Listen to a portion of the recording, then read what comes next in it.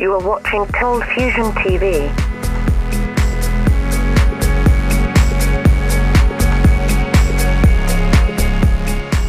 Hi, welcome to another ColdFusion video. General Electric, one of the largest and well-known multinational conglomerates. From medicine and aviation to energy and kitchen appliances, it's safe to say that they do a fair bit. But how did the company begin, and just how big is it? And what about the deeper story? Are there any other lesser known secrets that we should know about General Electric? Let's begin. And honestly, you don't know what you've been missing until you get this wonderful GE combination. We didn't. We didn't have this separate freezer section with a separate door and a freezing system all its own. General Electric, or GE, was founded by Thomas Edison in 1889 when he merged many businesses into just one corporation. He did this with the help of J.P. Morgan and Anthony Drexel. As we all know, Edison did a lot of great things, but by at least a few measures, Edison wasn't a nice guy. He cheated Nikola Tesla in the 1880s and sought to destroy Tesla's progress by many desperate means, including the electrocution of local pets. But that's all coming up on this channel a bit later, and is a story for another day, so subscribe if you want to see that. Anyway, despite Edison's misbehavior, in 1886, GE was one of the first 12 companies listed on the newly formed Dow Jones Industrial Average. After 120 years, they're the only one of the 12 original companies still listed on the index. In the early 1900s, the company was one of the first to enter the new business of voice radio broadcasting, out of which came Radio Corporation America, or RCA, a massive company of the 20th century. There's nothing we want to watch on TV tonight, but we're still going to watch something great with our RCA video disc player and video discs. Just flip a switch. We're watching a great movie, and you're watching us.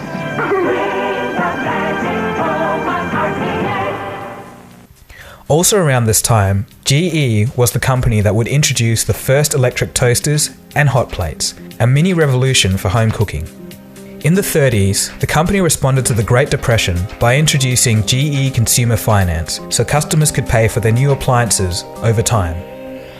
It was the 1930s and 40s that saw GE usher in innovations like the fluorescent lamp and the first autopilot for commercial applications. Interestingly enough, in the 1950s, GE was the first business in the world to own a computer, and they were the largest user of computers outside of the US government. After this, GE started manufacturing their own mainframe computers and even their own operating system. Alongside companies like IBM and Honeywell, GE was actually one of the major 8 computer companies of the 1960s. This era came to an end in the 1970s when they sold their computer division to Honeywell. Throughout the 20th century, GE expanded into many fields, one of which was energy, and in 2002, the company acquired wind power assets from Enron when they went bankrupt. As it turns out, Enron Wind was the only surviving US manufacturer of large wind turbines at the time. By the end of the 20th century and the start of the 21st century, GE was a true global giant and a household name. Today, General Electric is now ranked number 24 in the Fortune 500 in terms of revenue. Let's take a look at some aspects of its actual size. General Electric has 305,000 employees with a revenue of $146 billion and over $650 billion worth of assets. That's more than the GDP of Sweden or Norway, or 2 times the GDP of Singapore. The company is also listed as number 9 on the Forbes World's Most Valuable Brand list. Okay, so that's all very nice, but how do they make all of their money? Well, I'll tell you, but before we get to that, I'm going to ask you something. What do you think is GE's biggest moneymaker? That's a no-brainer. It's energy, right? Well, no. Let's take a look at this 3-year chart of GE's revenue. As you can see, their largest segment is actually finance at 31%. This is anything from personal loans and credit cards to energy-related financial services. An interesting fact, within the capital markets, in terms of market share, they're about half that of JP Morgan Chase, Bank of America, or Citigroup. And that is significant because those 3 banks are actually the result of a merger of 28 banks since 1990, so they're no small feat to measure up to. The next biggest segment for General Electric is power and water at 18%. This includes gas, wind and steam turbines, nuclear reactors, solar power and generators. Next up at 14% is aviation. So these are things like aviation services and systems and commercial and military engines. The next segment at 12% is healthcare. So this is MRIs, CT scanners, X-rays and surgical and molecular imaging machines. GE takes out about 39% of the medical equipment industry in terms of market share. So what about oil and gas? Surprisingly, the oil and gas sector only makes up 10% of GE's income. So aside from all of this, GE also makes some other things such as refrigerators, freezers, electric and gas ranges, cooktops, dishwashers, dryers, microwaves, and you get the idea. So we're going to change things a little bit here. As it turns out, it's not all roses for GE. There were certain times in their history that they were not seen as one of the golden geese of innovation. The problems lie within the details of GE's activities that aren't conveniently displayed or listed on their website. There was actually a time when the people of the world came together and rallied against General Electric. Let's hear the story. The year is 1984, and in the US, GE produced more parts to more major nuclear weapon systems than any other corporation. They also promoted nuclear weapons to the government. Few people actually remember the existing tie between the president at the time and General Electric. You see, Ronald Reagan was actually a spokesman for General Electric before he became president. For General Electric, here is Ronald Reagan. Good evening.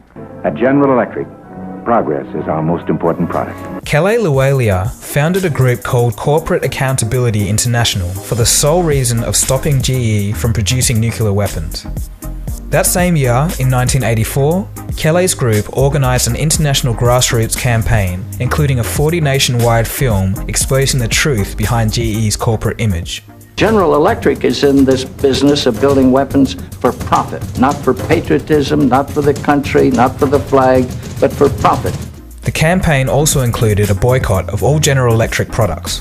The kickoff of the project got off to a strong start, but would it work? In 1989, 3 years into the boycott and 5 years into the overall campaign, GE spent 4 times more on brand advertising to defend its brand image than in the past 4 years combined. The fight was on. By 1990, 4 million people in the United States alone were boycotting GE, and the campaign activities had actually spread across to Canada and into Western Europe. Major retail stores replaced GE light bulbs with those made by other companies. In April of 1993, after 7 years of boycotting, the people had finally won. General Electric completed its move out of the nuclear weapons business, stating that it was a business decision. The boycott had cost GE over $50 million in lost medical equipment sales alone. When the campaign began in 1984, 50,000 nuclear warheads were on constant alert and the US was building 5 nuclear bombs per day.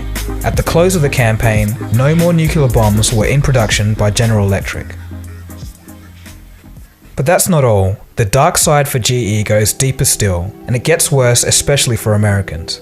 In 1986, GE purchased NBC. During just 1 year, in 1989, General Electric had received close to $2 billion in military contracts related to systems that ended up being used in the Gulf War.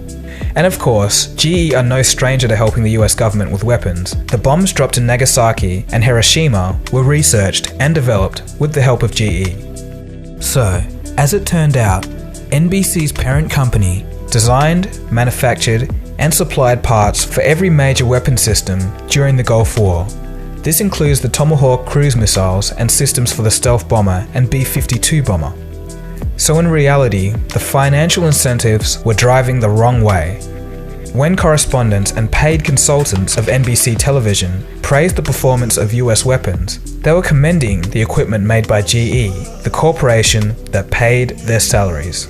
In the heat of the Gulf War in 1991, retired generals and admirals became regulars on NBC's shows during wartime. The more they told people war was needed, the less resistance the public had towards war. This of course meant more money for GE in the form of contracts, a share of which ended up back in the pockets of those same generals. And this kind of thing continued. 13 years later, in 2004, the company still had a big stake in military spending, meaning that NBC's reporting of the Afghanistan war may have also been tainted. So why do all of this? Well, with a single missile costing over $1 million to make, and with tens of thousands of missiles being fired in a conflict, you can only imagine how profitable war can be. It really sucks that this happened, but this chapter does end on a positive note though. In 2013, General Electric sold NBC to Comcast, which of course still isn't ideal, but it's still a relief from that conflict of interest, and I'm glad that no longer exists. So what can we make of all this? Well, we've learnt that General Electric is a huge company and has its hands in many fields, but it is a bit of a mixed bag. GE has done some incredible things in their history and have innovated in many fields, but the dark parts of their past can't be ignored. But to end this, on the plus side, even though they're still one of the US government's biggest defense contractors, they no longer build weapons, and it's mainly just engine manufacturing that they do in that field. So I guess that rounds out the video. Thanks for watching, guys. Don't forget to give this a thumbs up if you liked it. Subscribe if you're new, definitely do that. If you want to help this channel create more frequent videos, consider supporting ColdFusion on Patreon. If you want to know a bit more about this channel, how it got started, and a bit more about me and how I make the videos on this channel, hang around for the next 10 seconds and follow the prompts on your screen. Alright, cheers guys, have a good one, and I'll see you again soon for the next video. ColdFusion. It's new thinking.